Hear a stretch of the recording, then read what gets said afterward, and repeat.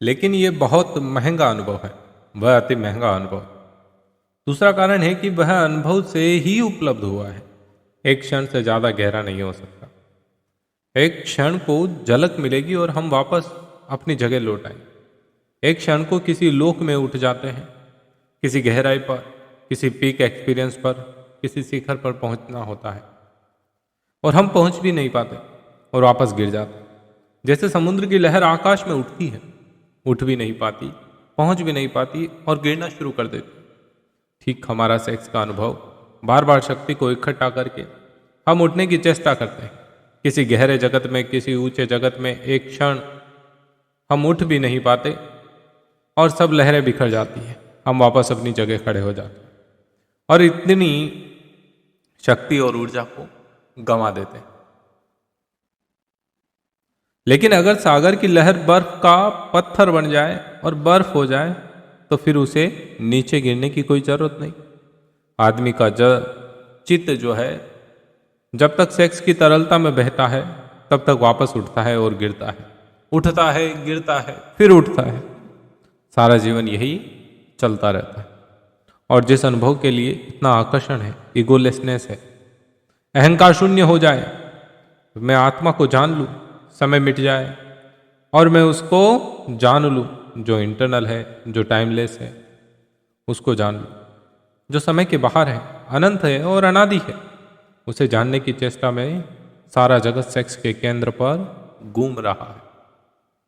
लेकिन अगर हम इस घटना के विरोध में खड़े हो जाएं सिर्फ, तो क्या हो? तो क्या हम उस अनुभव को पालेंगे जो सेक्स से एक झलक की तरह दिखाई पड़ता था?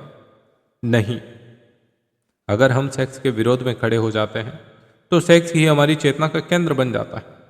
हम सेक्स से मुक्त नहीं हो सकते और उस से बंध जाएंगे। हमारा माइंड सेट वही हो जाएगा, वह लॉ ऑफ रिवर्स इफेक्ट काम शुरू करना कर देगा। फिर हम उससे बंध गए, फिर हमने भोगने की कोशिश करते और जितनी हम कोशिश करते हैं उतने ही उससे बनते चले जाते।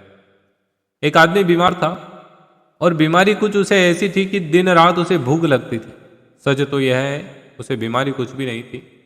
भोजन के संबंध में उसने कुछ विरोध की किताबें पढ़ ली थी। उसने पढ़ लिया था कि भोजन पाप है, उपवास पुण्य है, कुछ भी खाना हिंसा है। जितना वह यह सोचने लगा कि भोजन करना पाप है, उतना ही भूख को दबाने लगा। जितना भूख को दबाने लगा, भूख बार बार उसको परेशान करने लगी, जोर से प्रकट होने लगी, जोर से लगने लगी। तो वह 2-4 दिन उपवास करता था और एक दिन पागल की तरह वह कुछ भी खा जाता था। जब कुछ भी खा लेता था तो बहुत दुख होता था, क्योंकि फिर खाने की तकलीफ झेलनी पड़ती। फिर पश्चाताप में 2-4 दिन उपवास करता, फिर कुछ भी खा लेता। आखिर उसने तय किया कि यह घर रहते हुए न हो सकेगा। मैं जब तक घर पे हूं ये संभव नहीं हो पाएगा। तो क्या करना चाहिए मुझे? तो मुझे अपना घर परिवार छोड़कर जंगल में चला जाना चाहिए ताकि वहां पर यह संभव हो सके। उसने घर परिवार छोड़ दिया, पहाड़ पर चला गया, एक हिल स्टेशन पर जाकर रहने लगा। घर के लोग भी परेशान हो गए। उसकी पत्नी ने यह सोचकर कि शायद वह पहाड़ पर अब जाकर भोजन की बीमारी से मुक्त हो गए हों, उसने बहुत से फूल पहाड़ पर भिजवाए और कहलवाया कि मैं बहुत खुश हूं कि तुम शायद पहाड़ में जाने के बाद, पहाड़ों पर जाने के बाद स्वस्थ होकर लौटोगे। मैं शुभ कामना के रूप में ये फूल तुम्हें भेज रही हूं। उस आदमी का वापस तार आया। तार में लिखा था, many thanks for the flowers, they are so delicious. उसने तार किया कि बहुत धन्यवाद, फूलों के लिए बड़े स्वादिष्ट है। वह फूलों को खा गया।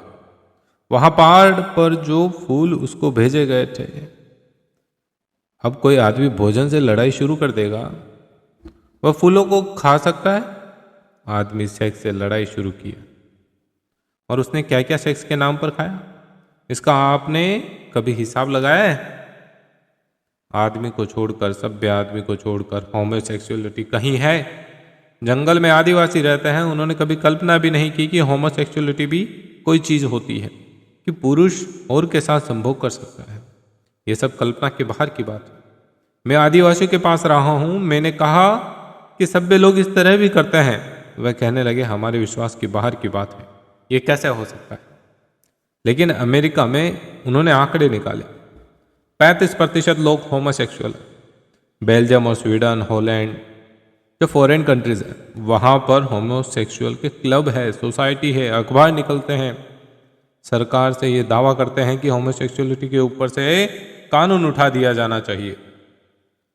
हम तो ये मानते हैं कि होमोसेक्सुअलिटी ठीक है, इसलिए हमको हक मिलना चाहिए।